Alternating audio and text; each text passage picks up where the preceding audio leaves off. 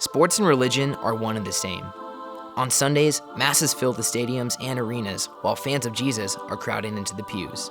In New Orleans, a lot of the churches have like TVs, so that if church goes a little bit over the time it's supposed to go, you can like stay a while to like halftime and watch the game.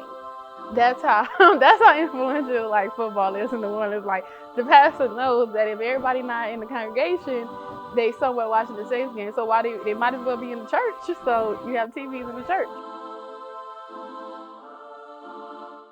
A pilgrimage is going to a sacred ground. So many of my fellow cheeseheads think of going to Lambeau Field as a pilgrimage. I got to step into Lambeau Field, which many fans would think of as sacred or hallowed ground. There's Notre Dame, they have Touchdown Jesus. Touchdown Jesus is actually a library inside for Father Ted Hesburgh, which was a very influential civil rights and spiritual priest that worked with Notre Dame. So you have an academic part, but nobody goes there for that.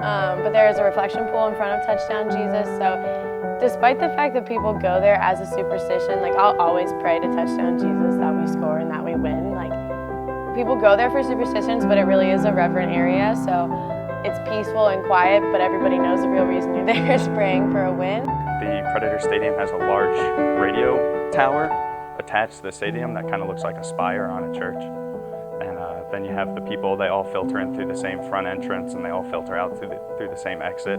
So it's very religious seeming if you were an outsider and didn't know any better. From holy churches to sacred fields, fans are practicing their own religion. Ritual and traditions are passed down year after year. They can seem even cult-like, but that's exactly what keeps them alive. It's absolutely a cult, obviously. Next question. But seriously, no, it's definitely a cult, absolutely. And we love it that way. There's so many traditions tied to every single building, every single icon you see, from campus buildings that are haunted to traditions that have to do with who you're gonna marry. They have little chants that they'll do during kickoffs and at the start of each quarter, so their band will play certain songs and they'll have traditions like that. My favorite is though when you score a touchdown, they do push-ups. So the male cheerleaders will run in the middle of the field and do however many push-ups they have for the total amount of points they have.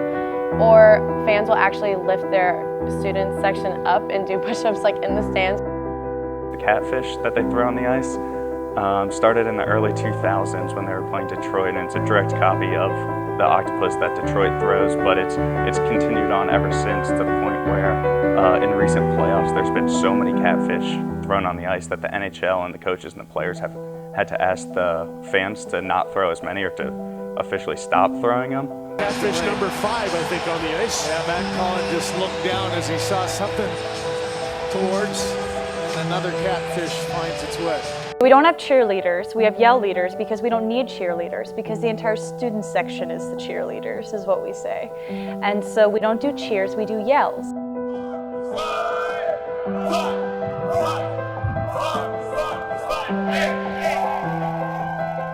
Again, because we're not in high school. You kiss your boyfriend on every touchdown.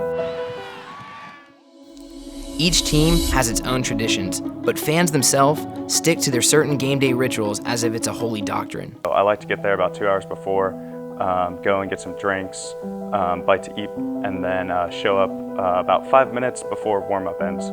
If the game's on campus, we're typically about 6 hours early because despite the fact that campus has never changed, we walk it again every time. So you see the player walk and you go see the Basilica and all the sorts of things that Notre Dame fans do on a daily basis. We'll go do it all over again, even though I've done it since I was 2.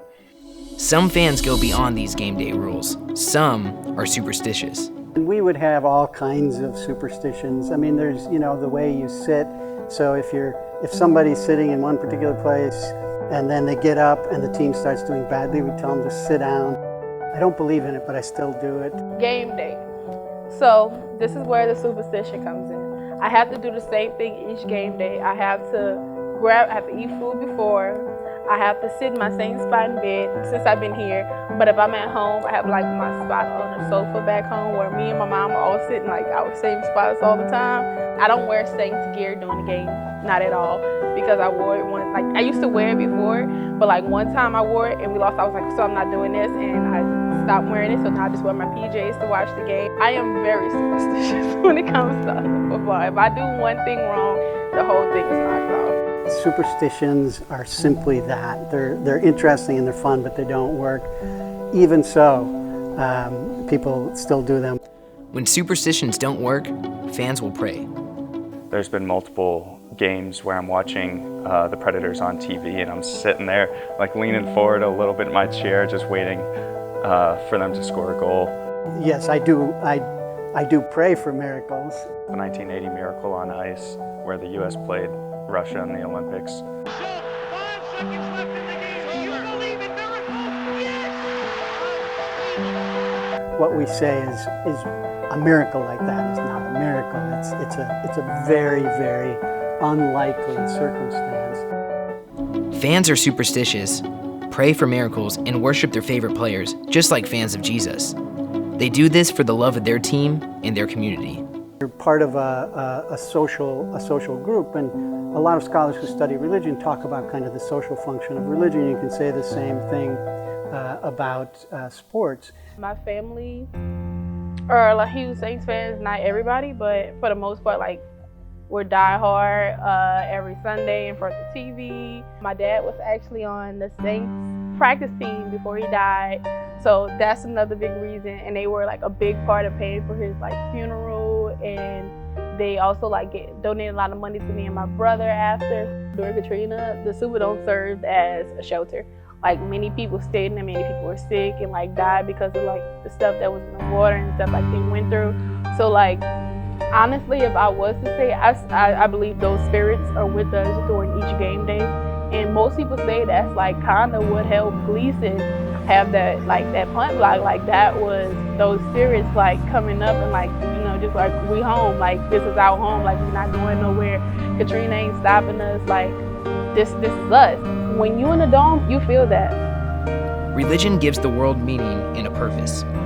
There's no coincidence that sports do the same. Fans have rituals, traditions, beliefs, and a strong community that keeps their own religion alive. All-star editor, Kobe. He's beast moving right now. Look at that. Way too hard. It never stops. So Ben is currently trying to book the Blue Ballroom for when we screen our sports documentary. So it's pretty exciting. He's over there working hard. So we'll see what happens.